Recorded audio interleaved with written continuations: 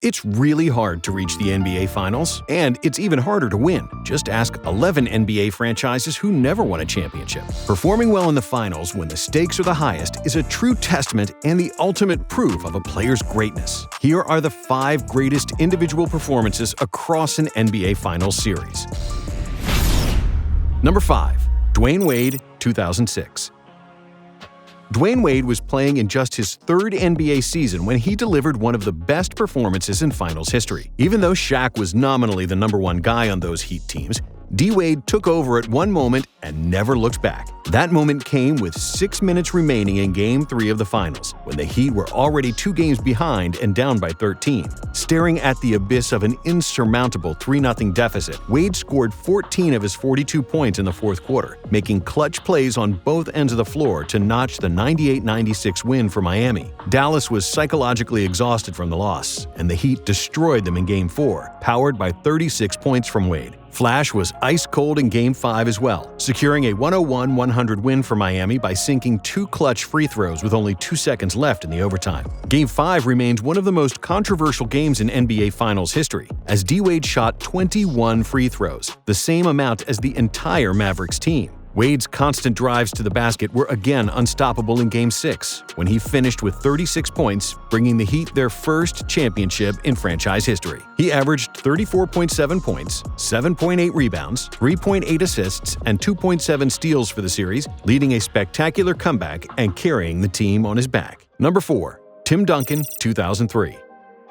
Tim Duncan is the greatest and most versatile power forward to ever play. Timmy had skills for days. He could score equally well from the post and the perimeter, often using his trademark bank shot. His phenomenal passing skills and underrated ball handling made him the funnel through which the Spurs offense flowed for years. On defense, the entire Spurs strategy was to channel players towards the middle, where Timmy would be waiting with his perfect footwork and 7'5" wingspan. His offensive and defensive versatility were perfectly shown in the 2003 NBA Finals. Duncan led the Spurs to the title as the lone superstar on the team, with David Robinson in the final year of his career and Ginobili and Parker at the very beginning of theirs. Duncan won the regular season MVP and then completely dominated the New Jersey Nets in the finals, who reached the championship round for the 2nd year in a row. Timmy averaged 24.2 points, 17 boards, and 5.3 assists in 6 games of the series. But what was most impressive was his performance on the defensive end. Duncan averaged 5.3 blocks per game, completely annihilating the Nets seemingly every time they dared to penetrate and finish at the rim. His 32 blocks in a finals series is an NBA record that still stands, and he and the Spurs limited New Jersey to 37% shooting from the field in the series, with the Nets not breaking 90 points even once. In the 6th and final game, Duncan nearly had a quadruple-double, with 21 points, 20 rebounds, 10 assists, and 8 blocks. After he got told about this spectacular feat at the post-game presser, in a typical Duncan fashion, Timmy said, "That's cool," barely even cracking a smile. Number 3.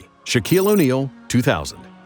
Physically, Shaq was always a beast. At 7'1", well over 300 pounds, 7'7" wingspan, enormous hands, and a size 23 shoe, O'Neal looked like he came over from another planet. He was also highly athletic, agile, and coordinated, mainly because his humongous feet supported his big frame, and that's why he could spin and turn around like a much smaller player. But because he was so talented, Shaq never worked hard in practice and was never in great shape. He would often use the regular season to ramp up his conditioning before the playoffs, and even during the playoffs, the Big Diesel didn't fill his engine with the healthiest fuel. By his own admission, he partied a week straight before the 1995 NBA Finals with the Orlando Magic, which resulted in a sweep by Hakeem and the Rockets. 4 years and a couple of playoff sweeps later, Shaq was pissed, and he got into the best shape of his life before the 99-2000 season. The Beast turned into a monster, and O'Neal looked like a tall version of Dwayne Johnson with 340 pounds of pure muscle. His LA Lakers also hired Phil Jackson, who led them to the best record in the league, which earned Shaq his first and only MVP award.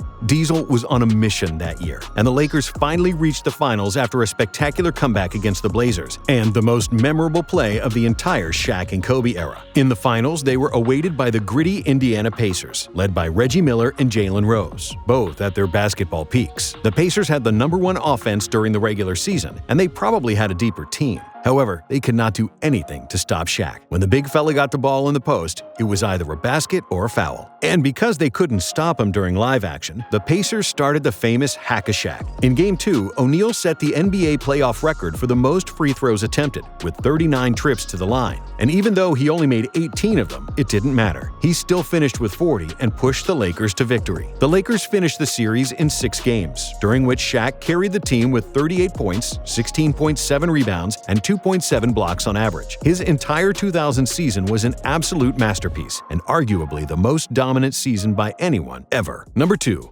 Michael Jordan, 1993. If you ask Michael Jordan, he'll tell you that his peak year in basketball was 1991, culminating in the finals win against Magic Johnson and the Lakers, where MJ averaged 31.2 points on 56% shooting, along with 6.6 rebounds and 11.4 assists. He had a spectacular finals in 1992 against the Blazers, hitting all those threes with a famous shrug, and again averaging mind-boggling numbers. But when we're choosing his best finals performance, it's hard to pick against the 1993 finals versus Charles Barkley and the Phoenix Suns. In 1993, the Bulls were running on fumes after a third consecutive finals run. They won 10 games less than the year before, and their front line was getting old and useless. For illustration, Chicago's centers during the final series shot a combined 38% from the field and grabbed just 3.6 rebounds on average, an abysmal rate for any big man. But because the Bulls had Michael Jordan, this proved to be irrelevant. Jordan finished the series with an average 41 points, 8.5 rebounds, and 6.3 assists, hitting 51% of his shots with 40% shooting from deep. This remains the highest scoring average in NBA Finals history, which annulled the spectacular performance by Barkley, who played the best basketball of his career. Number 1. LeBron James, 2016. For 52 years, Cleveland has been waiting for a championship title in one of 4 major leagues. They had some of the most unfortunate and unsuccessful franchises in American sports history, and the city was filled with disappointment and bitterness. And maybe they would wait for 52 more years if it weren't for one man who had a promise to fulfill. LeBron James, born in Akron, just a half-hour drive from the NBA arena in downtown Cleveland, came back home in 2014 and vowed to deliver a championship that his city was craving so badly. In 2015, he was stopped in the finals by the Warriors. In 2016, he had a chance for revenge, but it seemed that Golden State would beat LeBron once again after they took a 3-1 lead. But LeBron was pissed off, and he was determined to keep the Cavaliers' title hopes alive. He poured in 41 in Game 5 and pushed the series back to Cleveland. Back home, he dropped another 41 in Game 6, completely dominating on both ends of the floor. Game 7 was one of the most nerve-wracking games in finals history. With the score tied at 89, neither team was able to score for a long stretch. With 2 minutes remaining, Andre Iguodala grabbed a defensive rebound and started a 2-on-1 fast break. If he scored, the Warriors might have won it all. But LeBron James, who played in his 103rd game that season and who was on the floor for the entire Game 7, couldn't let that happen. James started the play some 15 feet behind Iguodala, but with superhuman effort, he sprinted like a madman and was able to block Andre's shot off the backboard. It was a huge momentum shift that silenced the crowd in Oakland. Kyrie then hit a 3 over Curry.